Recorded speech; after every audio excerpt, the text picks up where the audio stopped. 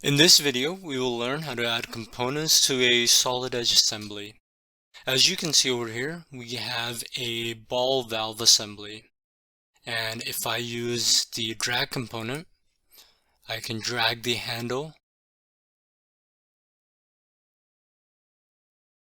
And if it's aligned, it opens, and if it's turned, it closes.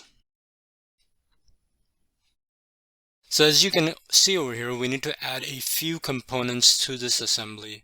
First of all, we need to add an end cap, as well as a few screws. So let's go ahead and get started. To bring in the components, go to the right hand side where you see all the docking windows and open the parts library. If you want to pin it, you can use the auto hide command. And navigate to the folder containing the valve assembly. First thing we need to do is bring in the end cap.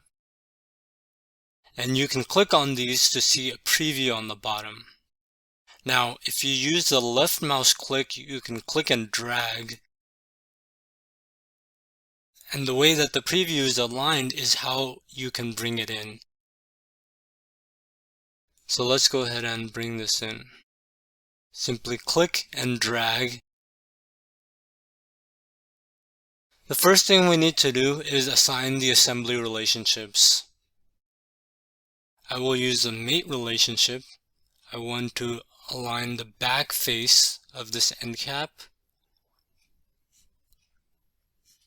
with this face of the assembly. Next, I want to use the axial line central hole with the center of this assembly. And finally, using one of the holes in the end cap, we can align it with the hole on the valve body. And now it is fully defined. Next, we need to bring in the screw. So click on the M8 screw and align it in the preview using the left click and drag.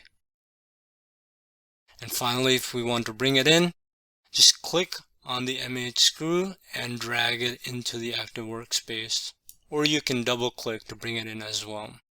First thing I want to do is align using the mate relationship. I want to mate the bottom surface of the screw with the top surface of the end cap. And finally, I want to actually align the screw with the hole.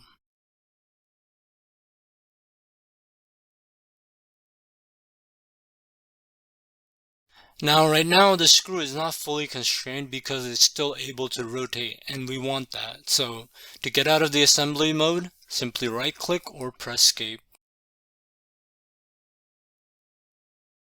Now, I could go ahead and do the same thing and repeat it for the other three holes, but there's a simpler way. We can utilize the pattern command. The first thing it asks, and if you don't know what to do, simply follow the prompt bar. So click on the item to include in the pattern. So what we want to pattern is the screw. Right click or click on the green check mark to accept. Next, click on the part or sketch which contains the pattern. So the pattern is contained in this end cap. Next, click on the pattern. The pattern that we want is the holes. Those are the pattern.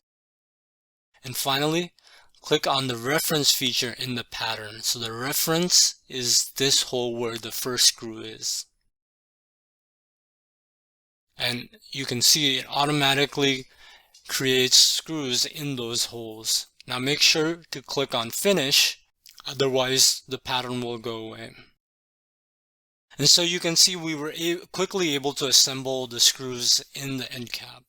So in this video, we learned how to add components from the parts library, add assembly relationships such as mate and axial align, and finally use the pattern command in a solid edge assembly.